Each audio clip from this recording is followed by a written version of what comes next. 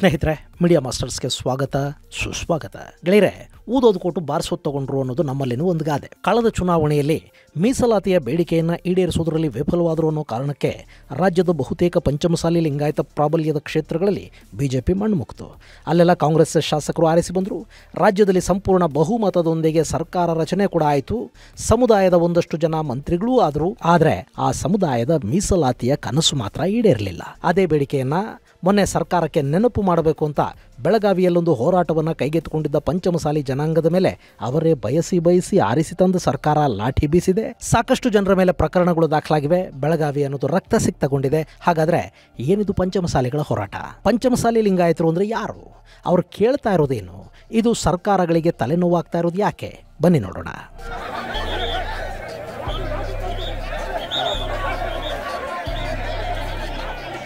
ಗೆಳೆಯರೆ, ಮಂಗಳವಾರ ಒಂದು ಕಡೆ ಕರ್ನಾಟಕದ ಮಾಜಿ ಮುಖ್ಯಮಂತ್ರಿ ಎಸ್.ಎಂ. ಕೃಷ್ಣ ಅವರ ಅಗಲಿಕೆಯ ನೋವಲ್ಲಿ ಕೆಲವರಿದ್ದರೆ, ಮತ್ತೊಂದು ಕಡೆ ಬೆಳಗಾವಿಯಲ್ಲಿ ಪಂಚಮಸಾಲಿ ಲಿಂಗಾಯತರ ಮೇಲೆ ನಡೆದ ಲಾಠಿ ಚಾರ್ಜ್ ಹಾಗೂ ಆ ಪ್ರತಿಭಟನೆಯನ್ನು ಬಲಪ್ರಯೋಗದ ಮೂಲಕ ದಮನ ಮಾಡೋ ಪ್ರಯತ್ನ ನಿಜಕ್ಕೂ ಬೇಸರಕ್ಕೆ ಕಾರಣ ಆಗ್ತಾ ಇತ್ತು. CAA ಪ್ರತಿಭಟನೆಗಳು, ರೈತ ಪ್ರತಿಭಟನೆಗಳಿಂದ ಹಿಡಿದು ಕುಸ್ತಿ ಪ್ರತಿಭಟನೆಗಳವರೆಗೆ ದೇಶದಾದ್ಯಂತ ನಾನಾ ಕಡೆಗಳಲ್ಲಿ ನಡೆದ ನಾನಾ ಪ್ರತಿಭಟನೆಗಳನ್ನು ಬೆಂಬಲಿಸ್ತಾ ಬಂದ ರಾಜಕೀಯ ಪಕ್ಷವೇ ಈಗ ನಮ್ಮಲ್ಲಿ ಅಧಿಕಾರದಲ್ಲಿದೆ. ಆದರೆ ಅವರದ್ದೇ ಸರ್ಕಾರಕ್ಕೆ ಹಳೆಯ ಬೇಡಿಕೆಯೊಂದನ್ನು ನೆನಪು ಮಾಡಿಕೊಡೋದಕ್ಕೆ ಬಂದ ಸಮುದಾಯವೊಂದನ್ನು ವಿನಾಕಾರಣ ಹಾಗೆ ನಡೆಸ್ಕೊಂಡಿದ್ದು ಯಾಕೋ ಸರಿ ಅನ್ನಿಸ್ಲಿಲ್ಲ. ಯಾವ ಪ್ರತಿಭಟನೆಗಳನ್ನು ಬಲಪ್ರಯೋಗದ ಮೂಲಕ ತಡೆಯೋದು ಒಳ್ಳೆ ಲಕ್ಷಣ ಕೂಡ ಅಲ್ಲ. ಅದೊಂದು ಕಡೆ ಇರಲಿ, ಅಲ್ಲಿನ ಪ್ರತಿಭಟನೆಯ ಬಗ್ಗೆ, ಅಲ್ಲಿ ನಡೆದ ಪೊಲೀಸರ ಲಾಠಿ ಚಾರ್ಜ್ ಬಗ್ಗೆ ಸುದ್ದಿ ಮಾಧ್ಯಮಗಳು ವಿವರವಾಗಿ ತೋರಿಸಿವೆ. ಹೀಗಾಗಿ ನಾನು ಅದನ್ನೇ ಮತ್ತೆ ಹೇಳೋದಿಕ್ಕೆ ಹೋಗೋದಿಲ್ಲ. ನಾವಿಲ್ಲಿ ಈ ಪಂಚಮಸಾಲಿ ಮೀಸಲಾತಿಯ ಹೋರಾಟ ಏನು, ಪಂಚಮಸಾಲಿಗಳು ಅಂದರೆ ಯಾರು ಅನ್ನೋ ಬಗ್ಗೆ ಮಾತ್ರ ನೋಡೋ ಪ್ರಯತ್ನ ಮಾಡೋಣ.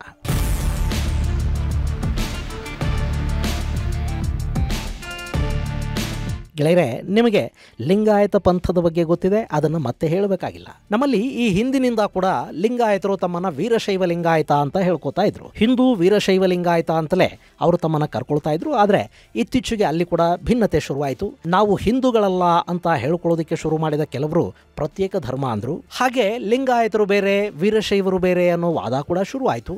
ಈ ಪ್ರತ್ಯೇಕತೆ ಅನ್ನೋದು ಹಾಗೇನೆ, ಅದು ಶುರು ಆದರೆ ಪದೇ ಪದೇ ಪ್ರತ್ಯೇಕಗೊಳ್ತಾ ಹೋಗ್ತಾ ಇರತ್ತೆ.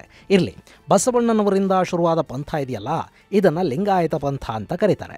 12ನೇ ಶತಮಾನದಲ್ಲಿ ಅವತ್ತಿನ ಸಮಾಜದಲ್ಲಿನ ಜಾತಿ ವ್ಯವಸ್ಥೆಯ ಕೊಳಕಿನ ವಿರುದ್ಧ ಗಟ್ಟಿಯಾಗಿ ದನಿ ಎತ್ತಿ ಒಂದು ಜಾತಿ ಮುಕ್ತ ಸಮ ಸಮಾಜವನ್ನು ರೂಪಿಸಬೇಕು ಅಂತ ಕನಸು ಕಂಡ ಬಸವಾದಿ ಶರಣರು ಈ ಲಿಂಗಾಯತ ಪಂಥದ ಉಗಮಕ್ಕೆ ಕಾರಣ ಆದರು. ಆದರೆ ಇವತ್ತು ಅದೇ ಲಿಂಗಾಯತರಲ್ಲಿ 101 ಜಾತಿಗಳು, ಉಪಜಾತಿಗಳು, ಪಂಗಡಗಳು, ಉಪಪಂಗಡಗಳು ಇವೆ ಅನ್ನೋದು ಬೇರೆ ಮಾತು. ಈ ಲಿಂಗಾಯತ ಪಂಥದಲ್ಲಿ ಪಂಚಮಸಾಲಿ ಅನ್ನೋದು ಕೂಡ ಒಂದು.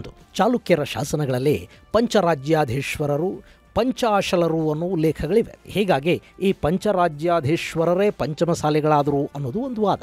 ಅಂದರೆ ಇವರು ಚಾಲುಕ್ಯ ಪರಂಪರೆಗೆ ಸೇರಿದವರು, ಚಾಲುಕ್ಯರ ಅರಸರು ಪಂಚಮಸಾಲಿಗಳಾಗಿದ್ದರು ಅನ್ನೋ ಮಾತನ್ನು ಕೆಲವರು ಹೇಳ್ತಾರೆ. ಹೇಗೆ ನೊಳಂಬವಾಡಿಯನ್ನು ಆಳ್ತಾ ಇದ್ದವರು ನೊಣಬ ಲಿಂಗಾಯತರಾದರು ಅಂತ ಹೇಳಲಾಗುತ್ತೋ, ಹಾಗೆ ಚಾಲುಕ್ಯರು ಪಂಚಮಸಾಲಿಗಳಾಗಿದ್ದರು ಅನ್ನೋ ವಾದ ಕೂಡ ಇದೆ. ಇನ್ನು ಪಂಚಮಸಾಲಿ ಲಿಂಗಾಯತರು ಬಸವಣ್ಣನವರ ಮೊದಲ ಅನುಯಾಯಿಗಳು ಅಂತ ಕೂಡ ಹೇಳ್ತಾರೆ. ಯಾರು ಬಸವಣ್ಣನವರ ಪಂಚಾಚಾರಗಳು ಅಂದರೆ ಲಿಂಗಾಚಾರ, ಸದಾಚಾರ, ಶಿವಾಚಾರ, ಗಣಾಚಾರ, ಭೃತ್ಯಾಚಾರಗಳಲ್ಲಿ ಸಂಪೂರ್ಣವಾಗಿ ತೊಡಗಿಸ್ಕೊಳ್ತಾರೋ ಅವರು ಪಂಚಮಸಾಲಿಗಳು ಅನ್ನಿಸ್ಕೊಂಡ್ರು ಅಂತ ಕೂಡ ಹೇಳಲಾಗತ್ತೆ. ಅಂದರೆ ಲಿಂಗದಲ್ಲಿ ಭಕ್ತಿ, ಶುದ್ಧ ಮನಸ್ಸು, ಪರರ ಸಂಪತ್ತು ನನಗೆ ಬೇಡ ಎಂಬ ಪ್ರಾಮಾಣಿಕತೆ ಅಥವಾ ಶುದ್ಧ ಧನ, ಶುದ್ಧ ನಡೆ, ಶುದ್ಧ ನುಡಿಗಳನ್ನು ಯಾರಿಟ್ಕೊಂಡಿರ್ತಾರೋ ಅವರೇ ಪಂಚಮಸಾಲಿಗಳು. ಒಟ್ಟಾರೆ ಪಂಚಾಚಾರಗಳನ್ನು ಅಳವಡಿಸಿಕೊಂಡ ಬಸವಣ್ಣನವರ ಮೊದಲ ಶಿಷ್ಯ ಪರಂಪರೆ ಈ ಪಂಚಮಸಾಲಿಗಳು. ನಮ್ಮ ರಾಜ್ಯದಲ್ಲಿ ಸುಮಾರು 85 ಲಕ್ಷ ಪಂಚಮಸಾಲಿ ಲಿಂಗಾಯತರಿದ್ದಾರೆ ಅಂತ ಹೇಳಲಾಗುತ್ತೆ. ಹಾಗೆ ಮಹಾರಾಷ್ಟ್ರ ಹಾಗೂ ತೆಲುಗು ರಾಜ್ಯಗಳು ಸೇರಿ ಸುಮಾರು 1 ಕೋಟಿ ಮಂದಿ ಪಂಚಮಸಾಲಿ ಲಿಂಗಾಯತರಿದ್ದಾರೆ.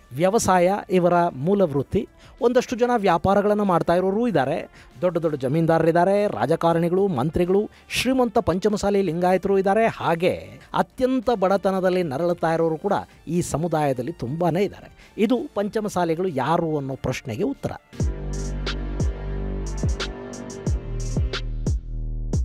ಇನ್ನು ಇವರ ಬೇಡಿಕೆ ಮತ್ತು ಹೋರಾಟ ಏನು? ಗೆಳೆಯರೆ, ಪಂಚಮಸಾಲಿಗಳು ಕೇಳ್ತಾ ಇರೋದು ತಮ್ಮನ್ನು ಪ್ರವರ್ಗ 3B ಇಂದ 2Aಗೆ ಸೇರಿಸಿ ಅಂತ. ಸದ್ಯಕ್ಕೆ ಲಿಂಗಾಯತ ಪಂಥದ ಒಂದಷ್ಟು ಜಾತಿಗಳನ್ನು 2Aಗೆ ಸೇರಿಸಲಾಗಿದೆ.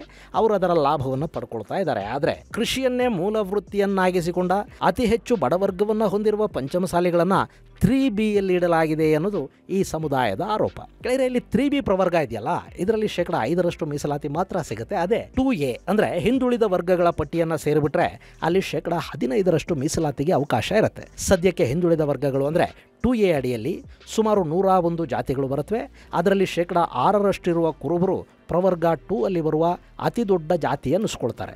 ಈಗ ಅವರು ತಮ್ಮನ್ನ ST ಅಂದರೆ ಶೆಡ್ಯೂಲ್ಡ್ ಟ್ರೈಬ್ಸ್ ಪಟ್ಟಿಗೆ ಸೇರಿಸಬೇಕು ಅನ್ನೋ ಬೇಡಿಕೆಯನ್ನಿಟ್ಟಿದ್ದಾರೆ. ಹಾಗೆ ನಮ್ಮನ್ನ 2A ಅಂದರೆ OBC ಪಟ್ಟಿಗೆ ಸೇರಿಸಿ ಅನ್ನೋದು ಪಂಚಮಸಾಲಿಗಳ ಬೇಡಿಕೆ. ಇನ್ನು ಈ 2Aಗೆ ಅಂದರೆ OBC ಪಟ್ಟಿಗೆ ಸೇರ್ಪಡೆ ಮಾಡಿದರೆ ಪಂಚಮಸಾಲಿ ಲಿಂಗಾಯತರಿಗೆ ಶಿಕ್ಷಣ ಹಾಗೂ ಉದ್ಯೋಗದಲ್ಲಿ ಹೆಚ್ಚಿನ ಮೀಸಲಾತಿ ಸಿಗೋದಕ್ಕೆ ಅವಕಾಶ ಆಗುತ್ತೆ. ಇನ್ನು ಈ ಹೋರಾಟ ಶುರುವಾಗಿದ್ದು ಹೇಗೆ ಅನ್ನೋದು, ಗೆಳೆಯರೆ, ಪಂಚಮಸಾಲಿ ಲಿಂಗಾಯತರನ್ನ OBC ಪಟ್ಟಿಗೆ ಸೇರಿಸಬೇಕು ಅನ್ನೋ ಬೇಡಿಕೆ ತುಂಬಾನೇ ಹಳೆಯದ್ದು. ಆದರೆ ಅದು ದೊಡ್ಡ ಮಟ್ಟದಲ್ಲಿ ಕೇಳಿ ಬರೋದಕ್ಕೆ ಶುರುವಾಗಿದ್ದು ಯಡಿಯೂರಪ್ಪ ಮುಖ್ಯಮಂತ್ರಿಯಾಗಿದ್ದ ಅವಧಿಯಲ್ಲಿ, ಅಂದರೆ 2020ರಲ್ಲಿ. ಅವತ್ತಿಗೆ ಪಂಚಮಸಾಲಿ ಜನಾಂಗದ ರಾಜಕಾರಣಿ ಮುರುಗೇಶ್ ನಿರಾಣಿ ಅವರಿಗೆ ಸಚಿವ ಸಂಪುಟದಲ್ಲಿ ಸ್ಥಾನ ಸಿಗಲಿಲ್ಲ. ಆತ ಸರ್ಕಾರದ ಮೇಲೆ ಒತ್ತಡವನ್ನು ತರಬೇಕಿತ್ತು, ತಮ್ಮ ಜನಾಂಗದ ಶಕ್ತಿಯನ್ನು ತೋರಿಸಬೇಕಿತ್ತು. ಹೀಗಾಗಿ 2A ಮೀಸಲಾತಿಯ ಹೋರಾಟ ಅಲ್ಲಿ ಮುನ್ನೆಲೆಗೆ ಬಂತು. 2020ರಲ್ಲಿ ಮುರುಗೇಶ್ ನಿರಾಣಿ ನೇತೃತ್ವದಲ್ಲಿ ನಡೆದ ಸಮುದಾಯದ ರ್ಯಾಲಿಗೆ ದೊಡ್ಡ ಮಟ್ಟದ ಬೆಂಬಲ ಕೂಡ ಸಿಕ್ತು. ಮುಂದೆ ನಿರಾಣಿಗೆ ಸಚಿವ ಸಂಪುಟದಲ್ಲಿ ಸ್ಥಾನ ಸಿಕ್ತು. ಅವರು ಹೋರಾಟದ ಮುಂದಾಳುತ್ವದಲ್ಲಿ ಕಾಣಿಸಿಕೊಳ್ಳಿಲ್ಲ. ಹೀಗಾಗಿ ಅದರ ನಾಯಕತ್ವವನ್ನು ಬಸವನಗೌಡ ಪಾಟೀಲ್ ಯತ್ನಾಳ್ ಹಾಗೂ ಕಾಂಗ್ರೆಸ್ಸಿನ ವಿಜಯಾನಂದ ಕಾಶಪ್ಪನವರ ಕೈಗೆತ್ಕೊಂಡ್ರು. ಇಲ್ಲಿ ರಾಜಕೀಯ ಮುಖಂಡರು ಆಗಾಗ ಬದಲಾವಣೆ ಆಗೋದನ್ನು ಗಮನಿಸಿದ ಪಂಚಮಸಾಲಿ ಮಠದ ಜಗದ್ಗುರು ಬಸವ ಮೃತ್ಯುಂಜಯ ಸ್ವಾಮೀಜಿ ಈ ಹೋರಾಟದ ನಾಯಕತ್ವವನ್ನು ತಮ್ಮ ಹೆಗಲಿಗೆ ತಗೊಂಡ್ರು. ಬಸವನ ಬಾಗೇವಾಡಿಯಿಂದ ಬೆಂಗಳೂರಿನವರೆಗೆ ಸುಮಾರು 600 ಕಿಲೋಮೀಟರ್ ಪಾದಯಾತ್ರೆ ಕೂಡ ಮಾಡಲಾಯಿತು. ಮುಂದೆ 2021ರಲ್ಲಿ ರಾಜ್ಯದಲ್ಲಿ ದೊಡ್ಡ ರಾಜಕೀಯ ಬದಲಾವಣೆ ಆಯಿತು. ಯಡಿಯೂರಪ್ಪ ಮುಖ್ಯಮಂತ್ರಿ ಸ್ಥಾನಕ್ಕೆ ರಾಜೀನಾಮೆ ಕೊಡಬೇಕಾಯಿತು. ಆ ಸ್ಥಾನಕ್ಕೆ ಮತ್ತೊಬ್ಬ ಲಿಂಗಾಯತ ನಾಯಕ ಬಸವರಾಜ ಬೊಮ್ಮಾಯಿ ಬಂದು ಕೂತರು. ಈ ಸಂದರ್ಭದಲ್ಲಿ ಬೊಮ್ಮಾಯಿ ರಾಜ್ಯದಲ್ಲಿ ಮುಸ್ಲಿಮರಿಗಿದ್ದ 4% ರಿಸರ್ವೇಷನ್ ಅನ್ನು ಕಿತ್ಕೊಂಡು 2C ಮತ್ತು 2D ಅನ್ನೋ 2 ಹೊಸ ಪ್ರವರ್ಗಗಳನ್ನು ಸೃಷ್ಟಿ ಮಾಡಿ ಆ 4% ಲಿಂಗಾಯತ ಮತ್ತು ಒಕ್ಕಲಿಗರಿಗೆ ಹಂಚಿ ಲಿಂಗಾಯತ ಕೋಟಾನ 7%ಗೆ, ಒಕ್ಕಲಿಗರ ಕೋಟಾನ 6%ಗೆ ಹೆಚ್ಚು ಮಾಡಿದರು. ಆದರೆ ಇದರಿಂದ 2Aಗೆ ಸೇರಿಸಿ ಅನ್ನೋ ಪಂಚಮಸಾಲಿಗಳ ಬೇಡಿಕೆ ಈಡೇರಲಿಲ್ಲ. ಸರ್ಕಾರದ ಈ ನಿರ್ಧಾರವನ್ನು ಪ್ರಶ್ನಿಸಿ ಮುಸ್ಲಿಮರು ಕೂಡ ನ್ಯಾಯಾಲಯದ ಮೆಟ್ಲೇರಿದ್ರು. ಸೊ ಆ 4% ಹಂಚಿಕೆ ಅನ್ನೋದು ಜಾರಿಯೂ ಆಗಲಿಲ್ಲ. ಅದು ಕೂಡ ಒಂಥರ ಪೊಲಿಟಿಕಲ್ ಸ್ಟಂಟ್ ಆಗಿ ಉಳಿದು ಹೋಯಿತು. ಇಲ್ಲಿ ಬಿಜೆಪಿ ಪಂಚಮಸಾಲಿ ಸಮುದಾಯದ ಬೇಡಿಕೆಯನ್ನು ಈಡೇರಿಸಲಿಲ್ಲ. 2023ರ ರಾಜ್ಯ ವಿಧಾನಸಭಾ ಚುನಾವಣೆಯಲ್ಲಿ ಬಿಜೆಪಿಯ ಸೋಲಿಗೆ ಕಾರಣವಾದ ಸಾಕಷ್ಟು ಅಂಶಗಳ ಪೈಕಿ ಅದು ಕೂಡ ಒಂದು ಅನ್ನಿಸ್ಕೊಳ್ತು. ಸುಮಾರು 68 ಲಿಂಗಾಯತ ಪ್ರಾಬಲ್ಯದ ಕ್ಷೇತ್ರಗಳ ಪೈಕಿ ಸ್ಪರ್ಧೆ ಮಾಡಿದ್ದ ಬಿಜೆಪಿಗೆ ಗೆಲ್ಲೋದಕ್ಕೆ ಸಾಧ್ಯವಾಗಿದ್ದು 18 ಕ್ಷೇತ್ರಗಳು ಮಾತ್ರ. ಇನ್ನು 14 ಪಂಚಮಸಾಲಿ ಪ್ರಾಬಲ್ಯದ ಕ್ಷೇತ್ರಗಳ ಪೈಕಿ 10 ಕ್ಷೇತ್ರಗಳಲ್ಲಿ ಕಾಂಗ್ರೆಸ್ ಜಯಭೇರಿಯನ್ನು ಬಾರಿಸಿತು. ಹಾಗೆ ಲಿಂಗಾಯತ ಪ್ರಾಬಲ್ಯದ 37 ಕ್ಷೇತ್ರಗಳು ಕಾಂಗ್ರೆಸ್ನ ಪಾಲಾದವು.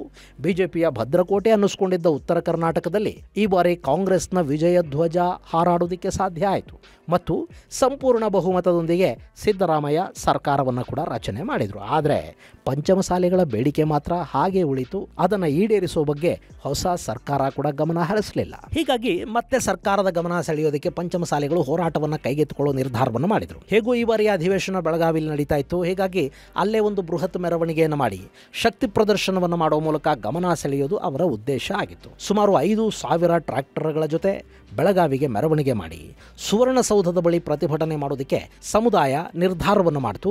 ಆದರೆ ಭದ್ರತೆಯ ಕಾರಣದಿಂದ ಜಿಲ್ಲಾಡಳಿತ ಅದಕ್ಕೆ ಅವಕಾಶವನ್ನು ಕೊಡಲಿಲ್ಲ. ಹೀಗಾಗಿ ಜಿಲ್ಲಾಡಳಿತ ತೋರಿಸಿದ ಕಡೆಯಲ್ಲೇ ಸಮುದಾಯ ಶಾಂತಿಯುತ ಪ್ರತಿಭಟನೆಯನ್ನು ಮಾಡ್ತಾ ಇತ್ತು. ಅಲ್ಲಿಗೆ ಮುಖ್ಯಮಂತ್ರಿ ಬರಲಿ, ನಾವೊಂದು ಮನವಿಯನ್ನು ಕೊಡ್ತೀವಿ ಅನ್ನೋದು ಅವರ ಬೇಡಿಕೆ ಆಗಿತ್ತು. ಆದರೆ ಎಷ್ಟು ಕಾದರೂ ಮುಖ್ಯಮಂತ್ರಿಗಳಲ್ಲಿಗೆ ಬರಲಿಲ್ಲ. ಹೀಗಾಗಿ ಜನರ ಸಹನೆಯ ಕಟ್ಟೆ ಹೊಡಿತು. ಸ್ವಾಮೀಜಿ ಕೂಡ ಯಾತ್ರೆಗೆ ಕರೆ ಕೊಟ್ಟರು. ಜನ ರಸ್ತೆಗಿಳಿದ್ರು. ಹೆದ್ದಾರಿಯಲ್ಲಿ ಸುಮಾರು 5-6 ಕಿಲೋಮೀಟರ್ ಟ್ರಾಫಿಕ್ ಜಾಮ್ ಆಯಿತು. ಅಲ್ಲಿ ಪೊಲೀಸರು ಬ್ಯಾರಿಕೇಡ್ಗಳನ್ನು ಹಾಕಿದ್ರು. ಅದನ್ನು ಪ್ರತಿಭಟನಾಕಾರರು ಕಿತ್ತೆಸೆದ್ರು. ಅಲ್ಲಿಗೆ ಪೊಲೀಸರು ಚಾರ್ಜ್ ಅಂತ ಕೂಗಿದ್ದು, ಪ್ರತಿಭಟನಾಕಾರರ ತಲೆಗಳು ಒಡೆದಿದ್ದು, ಕೈಕಾಲುಗಳು ಮುರಿದಿದ್ದು, ಅವರ ಬೆನ್ನ ಮೇಲೆ ಲಾಠಿಗಳ ನರ್ತನ ಮಾಡಿದ್ದು ಎಲ್ಲ ಆಗೋಯ್ತು.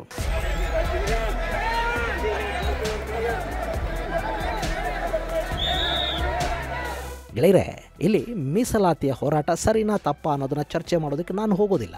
ಯಾರಿಗೆ ಏನು ಬೇಕೋ ಅದನ್ನು ಅವ್ರು ಕೇಳ್ತಾರೆ. ಕೊಡೋದಕ್ಕೆ ಸಾಧ್ಯವಾದರೆ ಸರ್ಕಾರ ಕೊಡಬೇಕು, ಇಲ್ಲದೇ ಇದ್ದರೆ ಯಾಕೆ ಸಾಧ್ಯ ಆಗೋದಿಲ್ಲ ಅನ್ನೋದನ್ನು ಮನವರಿಕೆ ಮಾಡಿಕೊಡಬೇಕು. ಅದು ಬಿಟ್ಟು ಶಾಂತಿಯುತ ಪ್ರತಿಭಟನೆಯ ಮೇಲೆ ಪೊಲೀಸರ ಲಾಠಿ ಪ್ರಯೋಗ ಇದೆಯಲ್ಲ, ಅದು ಖಂಡಿತ ಒಳ್ಳೆಯ ಬೆಳವಣಿಗೆ ಅಲ್ಲ. ಇನ್ನು ಸಮುದಾಯದ ರಾಜಕಾರಣಿಗಳು ಕೂಡ ತಮ್ಮ ಸ್ವಾರ್ಥಕ್ಕೆ ಜನರನ್ನು ಬೀದಿಗಿಳಿಸೋದು, ಅವರವರ ರಾಜಕೀಯದ ಬೇಳೆ ಬೇಯಿಸ್ಕೊಳ್ತಾ ಹೋಗೋದಿದೆಯಲ್ಲ, ಇದು ಕೂಡ ಅಕ್ಷಮ್ಯ ಅನ್ನಿಸ್ಕೊಳ್ಳುತ್ತೆ. ಕಪ್ಪೆ ಸರ್ಪದ ನೆಳಲಲ್ಲಿಪ್ಪಂತೆನಗಾಯಿತಯ್ಯ ಕಟಕಟ ಅಂತ ಬಸವಣ್ಣ ಅವರು ಹೇಳ್ತಾರಲ್ವಾ, ಇದು ಒಂಥರ ಹಾಗೇನೆ. ಇದು ಗೆಳೆಯರೆ ಪಂಚಮಸಾಲಿ ಜನಾಂಗ, ಅವರ ಬೇಡಿಕೆ ಮತ್ತು ಹೋರಾಟಕ್ಕೆ ಸಂಬಂಧಪಟ್ಟ ಒಂದಷ್ಟು ಮಾಹಿತಿ. ಮುಂದಿನ ಸಂಚಿಕೆಯಲ್ಲಿ ಮತ್ತಷ್ಟು ವಿಶೇಷಗಳ ಜೊತೆ ಮತ್ತೆ ಭೇಟಿಯಾಗೋಣ. ಅಲ್ಲಿವರೆಗೆ ಜೈ ಹಿಂದ್, ಜೈ ಕರ್ನಾಟಕ.